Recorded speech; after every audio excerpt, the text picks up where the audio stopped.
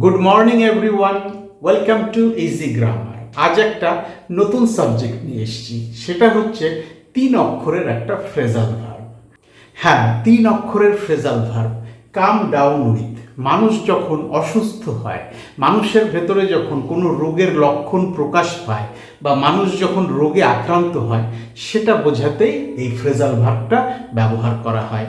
এই ফ্রেজাল ভার্বটা 3 অক্ষরের এবং ইংরেজি ভাষায় এই ফ্রেজাল ভার্বের ব্যবহার ব্যাপক। তো চলো বাংলা বাক্যগুলো একটু পড়ে নেই, তারপরে চেষ্টা করব এই বাক্যগুলো ইংরেজিতে বলার, যেখানে আমরা 3 অক্ষরের এই ফ্রেজাল ভার্বটা ব্যবহার করব। মনে হয় আমার সর্দি লাগছে। দেখো, রোগে আক্রান্ত হচ্ছে এমনটাই কিন্তু আমরা এই ফ্রেজাল ভার্বটা দিয়ে বোঝাবো। মনে হয় আমার সর্দি লাগছে, গলা ব্যথা এবং মাথায় যন্ত্রণা।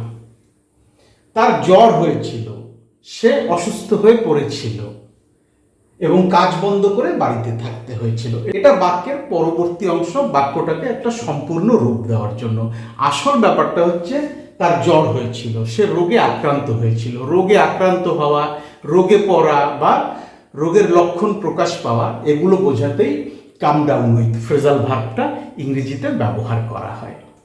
ওই রেস্তোরাঁয় খাবার পরে তাদের পেটের গন্ডগোল শুরু হয়েছিল। এখানেও তাই, পেটের রোগ শুরু হয়েছিল কোথাও খাবার পরে। এই রোগ শুরু হওয়া, এটাই আমরা come down with phrasal verb দিয়ে প্রকাশ করব। মাস্ক ছাড়া বাইরে বের হলে তোমার কোভিড হতে পারে। আজকের ব্যাপার নয়, 1.5-2 বছর আগের ব্যাপার। তখন যদি মাস্ক ছাড়া কেউ বাইরে বেরোতো, সাবধান করে দেওয়া হতো, খুব সাবধান, কোভিড হতে পারে। অর্থাৎ কিনা তুমি একটা রোগে আক্রান্ত হতে পারো, এমন একটা সম্ভাবনা। আর সেটাও আমরা কাম ডাউন উইথ ফ্রেজাল ভার্বটা দিয়ে প্রকাশ করব। তো চলো এবার এই বাংলা বাক্যগুলো ইংরেজিতে লিখে ফেলা যাক। তবে হ্যাঁ, শুরুর আগে একটা ব্যাপার মাথায় রাখবে, সেটা হচ্ছে কাম ডাউন উইথ। এখানে কাম যে ভার্বটা, সেটা কিন্তু বাক্যের টেন্স অনুযায়ী পাল্টে যাবে। মনে হয় আমার সর্দি লাগছে, সর্দি লেগেছিল, সর্দি লেগেছে না, সর্দি লাগছে, কন্টিনিউয়াস টেন্স। ফলে আমাকে এখানে কন্টিনিউয়াস টেন্সেরই রুল ফলো করতে হবে। গলা ব্যথা এবং মাথায় যন্ত্রণা, চলো লিখে ফেলা যাক। মনে হয়, আমার মনে হয়, আই থিঙ্ক। আমার সর্দি লাগছে, I am coming down with a cold. I think I am coming down with a cold. Phrasal ভার্বটা কিন্তু আমরা বসিয়ে দিয়েছি, যেখানে আমি কামের সাথে আইএনজি যুক্ত করেছি। কেন করেছি? বাক্যটা রয়েছে প্রেজেন্ট কন্টিনিউয়াস টেন্সে। I think I am coming down with a cold. গলা ব্যথা এবং মাথায় যন্ত্রণা। কার গলা ব্যথা? আমার গলা ব্যথা। My throat is sore. এবং মাথায় যন্ত্রণা। And I have a headache.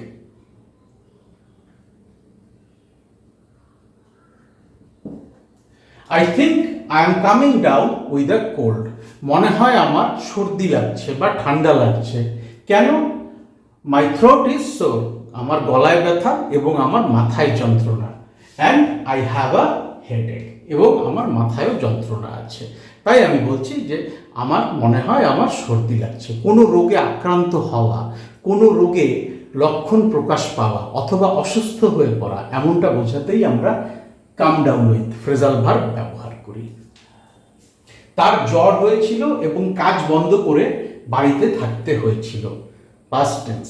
ফলে এখানে আমি কামকে করে দেব কেম। তার জ্বর হয়েছিল, she came down. Come down হয়ে গেল came down with the flu. She came down with the flu. এবং কাজ বন্ধ করে বাড়িতে থাকতে হয়েছিল। And to stay home, তার বাড়িতে থাকতে হয়েছিল। কিভাবে থাকতে হয়েছিল? কাজ বন্ধ করে, কাজের থেকে তাকে বাড়িতে থাকতে হয়েছিল, কাজ বন্ধ করে তাকে বাড়িতে থাকতে হয়েছিল। and had to stay home from work. She came down with the flu and had to stay home from work. তার জ্বর হয়েছিল এবং কাজ বন্ধ করে তাকে বাড়িতে থাকতে হয়েছিল। কেম ডাউন উইথ ফ্রেজাল ভার্বটা এখানে বসে সে যে জ্বরে আক্রান্ত হয়েছিল, কোনো রোগে সে পড়েছিল, সেটাই বোঝাচ্ছে। ওই রেস্তোরাঁয় খাবার পরে তাদের পেটের গন্ডগোল শুরু হয়েছিল, পাস্ট টেন্সে। এখানেও কাম ডাউন উইথ হয়ে যাবে কেম ডাউন উইথ। তাদের হয়েছিল পেটের রোগ। They came down with, কি হয়েছিল তাদের? পেটের গন্ডগোল। They came down with a stomach bug. They came down with a stomach bug. Stomach bug মানে পেট খারাপ হওয়া, পেটের গন্ডগোল হওয়া, পেটের নানা রকম অসুবিধা হওয়া, এটাই বোঝায়। They came down with a stomach bug. কখন হয়েছিল? ওই রেস্তোরাঁয় খাবার পর। After eating at that restaurant.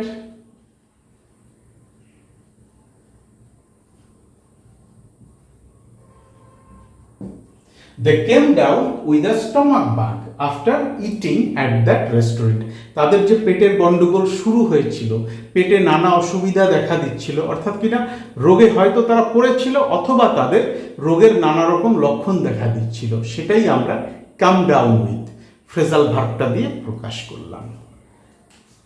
তো চলো আন্ডারলাইন করে দিই ফ্রেজাল ভার্বটা। দে কেম ডাউন উইথ, এই কেম ডাউন উইথটা হচ্ছে ফ্রেজাল ভার্ব, যা কিনা পাস্ট টেন্স হওয়ায় কাম ডাউন থেকে কেম ডাউনে পরিণত হয়েছে। মাস্ক ছাড়া বাইরে বের হলে তোমার কোভিড হতে পারে। চলো এটাও লিখে দিই, কোভিডে আক্রান্ত হতে পারো, কোনো রোগে আক্রান্ত হওয়া, এটা বোঝাতেও আমরা কাম ডাউন উইথ এই 3 অক্ষরের ফ্রেজাল ভার্বটা ব্যবহার করি। ইউ, কোভিড হতে পারে, হবে বলেনি কিন্তু, হতে পারে, তাই আমাকে এখানে মডাল ভার্ব মে আনতে হবে। You may. এইবার আমরা তো সবাই জানি মডাল ভার্বের পরে যে মেইন ভার্বটা বসবে তার সবসময় বেস ফর্মটাই বসবে, তাই আমরা এখানে কাম ডাউন উইথকে কাম ডাউন উইথই রেখে দেব। ইউ মে